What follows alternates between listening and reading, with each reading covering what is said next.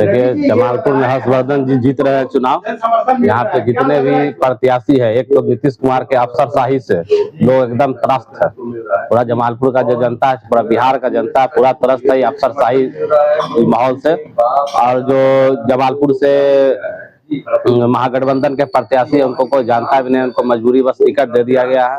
और सबसे अच्छे जो यहाँ पे जमालपुर में प्रत्याशी है हर्षवर्धन जी है, इसलिए हम लोग को उनका समर्थन। हमारा सोच और हर्षवर्धन जी का सोच मिलता है। शिक्षा हमारा मेन मुद्दा है, शिक्षा और स्वास्थ्य, इन दोनों के लिए हम लोग अग्रसर होकर जमालपुर विधानसभा में जमालपुर के लिए काम करने के लिए तत्पर है और हम लोग जीत के आ रहे हैं चुनाव। आपकी नॉमिनेशन कराने गए थे, क्या हुआ था? क्या देखिए, हमारा राजनीति के तहत अंदर से अफसरशाही कहानी यहाँ पे चल रही है। हमारा टिकट जो है अंदर से गायब कर दिया गया। कुछ जो जनस्वराज के उम्मीदवार थे उनका नॉमिनेशन कैंसिल कर दिया गया था, बाद में पीछे से उनका नॉमिनेशन फाइनल कर दिया गया। हमारा नॉमिनेशन एक और हमारे साथ थे पचपनिया पार्टी के, उनका भी नॉमिनेशन कैंसिल। जो जो युवा कैंडिडेट थे उनका नॉमिनेशन कैंसिल कर दिया। जो जो टक्कर देने वाले थे उनका नॉमिनेशन कैंसिल कर दिया गया, बेमानी करके अफसरशाही तरीके से। तो अभी तो जमालपुर से मतलब एक ही पार्टी से, जैसे कि पार्टी से टिकट दिया गया है और एक ही पार्टी का जो शैलेश जी हैं वो भी तो जदयू में ही रहे हैं, तो इस पे आपका क्या कहना है? जदयू उनको साइडलाइन कर दिया गया। सत्ता और पैसे का कहानी है। आप जाके देखिए जदयू में 40-50 गाड़ी का रैली हो रहा है। अभी जमालपुर पे जो कैंडिडेट दिए तो सीधे सीधी पैसा कहानी, एक तरफ पैसा है, एक तरफ ईमानदारी है। हम लोग की तरफ ईमानदारी है, उधर पैसा का रौब है, सत्ता का रौब। तो क्या लगता है इस बार क्या होना चाहिए? हम लोग जीत रहे हैं, आश्वस्त रहिए, हम लोग जीत के आ रहे हैं। जमालपुर से हम लोग हर्षवर्धन जी जीत के आ रहे हैं। इस बार क्या लगता है विकास को लेकर क्या कहते हैं? विकास के लिए जमालपुर का सबसे मेन मुद्दा है स्वास्थ्य का, शिक्षा का, पर्यटन का। स्कूल में जो टीचर है कोई पढ़ा नहीं रहा है, कॉलेज में टीचर अवेलेबल नहीं है, कोई जमालपुर कारखाना सबसे मेन मुद्दा है। जमालपुर कारखाना से 5 जिला पूरा प्रभावित हो रहा है। यहाँ पे जितने कर्मचारी से सब धीरे धीरे खत्म हो रहे हैं। जमालपुर कारखाना के कारण जमालपुर का कोई विकास नहीं है, मार्केट का कोई विकास नहीं, पूरा इकोनॉमिक डेवलपमेंट जमालपुर का त्रस्त हो गया है। जमालपुर कारखाना पे कोई भी जो जनप्रतिनिधि है कुछ बोलने तैयार है, सब मुंह बंद करके रहता है। मेन तो हमारा मुद्दा जमालपुर कारखाना है, सबसे बड़ा मुद्दा है जमालपुर के लिए। अब पर्यटन, जमालपुर को पर्यटन क्षेत्र घोषित करना चाहिए। कालीपार का कोई भी पुनर्निर्माण नहीं हो रहा है, कोई काम नहीं हो रहा है। मेन तो यही है। यहाँ तो हर बार मतलब सरकार अरे ये सब ढिकोसला वाले लोग थे। अभी लोगों को हम लोग सही कैंडिडेट से टक्कर पड़ा है। हम लोग अब उतरे हैं मैदान में, तब ये सब ढिकोसला वाले हैं, खाना पूर्ति करने वाले हैं, चुनाव जीत लिए, पेट पाल रहे हैं, घूम रहे हैं, फिर रहे हैं, भोज खाने के लिए आते हैं। यहाँ के जो जनप्रतिनिधि पहले से, शैलेश जी पहले से भोज खाने जाते हैं। सब कैंडिडेट अब रिटायर हो गए, इन लोगों को अब रिटायरमेंट लेने की जरूरत है। इन लोगों से अब जमालपुर नहीं संभला। आप जाके देखिए दूसरे जगह, जहाँ जहाँ युवा कैंडिडेट बना वहाँ विकास हुआ, जहाँ जहाँ ऐसे कैंडिडेट है वहाँ कुछ नहीं हो रहा है। आदित्य प्रताप यादव, जनशक्ति जनता। बदलाव की स्थिति बनी हुई है, बदलाव की स्थिति बनी हुई है। चुनाव करना है कैंडिडेट का, और इस चुनाव में सर्वश्रेष्ठ हर्षवर्धन नहीं आ रहे हैं। इसलिए लोगों को चाहिए कि हर्षवर्धन जी का समर्थन करें। तो हर्षवर्धन जी जो आ रहे हैं, किस लिए आ रहे हैं, क्यों लाना हर्षवर्धन? अरे एक साफ सुथरी राजनीति करने की आवश्यकता है इस इलाके में। तो जो व्यक्ति व्यक्तिगत रूप से साफ है, जो व्यक्ति कार्य करने में सक्षम है, उसी का न कोई सहारा करेगा लोग, उसी को न अप्रोच करेगा कोई लोग। तो जो कैंडिडेट हैं उसमें एक साफ सुथरा चरित्र इनका है, तो स्वाभाविक है कि लोग इनका समर्थन करेंगे। तो क्या लगता है इस बार विकास का लेके आपका क्या कहना है? विकास तो होगा कैरेक्टर से, विकास नारेबाजी से नहीं होगा, विकास गुटबाजी से नहीं होगा, विकास तिकड़मबाजी से नहीं होगा। जब तक जिस व्यक्ति का कैरेक्टर सही नहीं है वो कभी विकास नहीं करेगा, बोलने को जितना बोल रहे। तो जहां तक कैरेक्टर का सवाल है, जिस व्यक्ति का कैरेक्टर साफ सुथरा नहीं है वो विकास क्या करेगा? आज तो सब एक एमएलए जिसको खाने का ठिकाना नहीं है वो अरबपति हो रहा है, तो क्या विकास करेगा?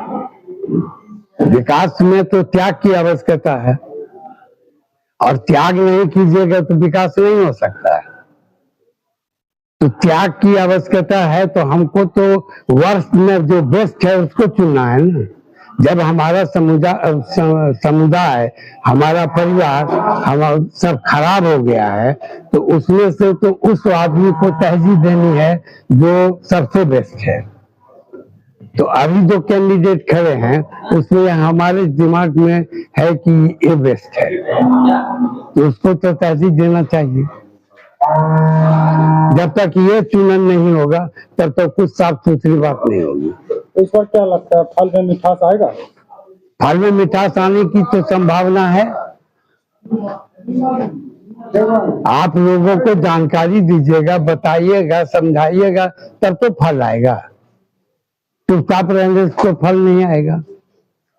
पहले भी तो सब नेता आते हैं, वादे पे खड़े, वादे तो पूरा करते नहीं है, क्योंकि वादा तो चुनाव के समय करते अरे हैं। पूरा नहीं हुआ, इसीलिए तो हम कह रहे हैं अभी कि कैरेक्टर बहुत बड़ी चीज है। बिना कैरेक्टर का कुछ नहीं होता। हम राम की पूजा कर रहे हैं। रामचरितमानस समन्वय का काव्य है, उस पर कभी ध्यान दिए हैं? खाली पूजा करने पर ध्यान दिया है, मंदिर बनाने पर ध्यान दिए हैं। तो मंदिर बना के पूजा करने से वो तो व्यापार है। आप उसका जो सही कैरेक्टर है, गोस्वामी तुलसीदास जी ने रामचरितमानस की रचना किया। क्यों किया? पुरुषोत्तम कहा राम को, तो उसके कैरेक्टर का अनुसरण न करना है, आगे खाली उसका मंदिर बना देना है और चालबाजी करना है। कैरेक्टर तो है नहीं कुछ। तो यहाँ कैरेक्टर की स्थापना है। जिसका कैरेक्टर बढ़िया हो उसका आप चुनाव कीजिए, तभी आपका समाज, आपका विकास होगा। और बोलिए। हम लोग इस बार समर्थन दे रहे हैं हर्षवर्धन सिंह को, क्योंकि इनका जो है दादा परदादा छरदादा सभी का जो है योगदान रहा है समाज सेवा में, और काफी समाज के लिए किए हैं काम भी। और अभी हर्षवर्धन सिंह भी वादा करते हैं कि जो भी बचा कुचा काम है उनका, ये समाज सेवा, समाज के लिए हमेशा ये खड़े रहते हैं। हर टाइम में जब भी इनको आवाज दिया जाए तो सभी के लिए खड़े होते हैं। और हम लोग का ये है, क्या चाहते हैं हम सब मिल करके, हम ही नहीं चाहते हैं, और जितने भी युवा लोग हैं और महिला लोग हैं सभी को मैं कहती हूँ कि हम सब मिल करके, और हम लोग का वादा है कि हम सब मिल करके हर्षवर्धन सिंह को हम लोग भारी मतों से विजय बनाएंगे। और मैं कहना चाहूंगी, इनका चुनाव चिन्ह है फल से भरा हुआ टोकरी, और इनका क्रमांक संख्या 15 नंबर पे है।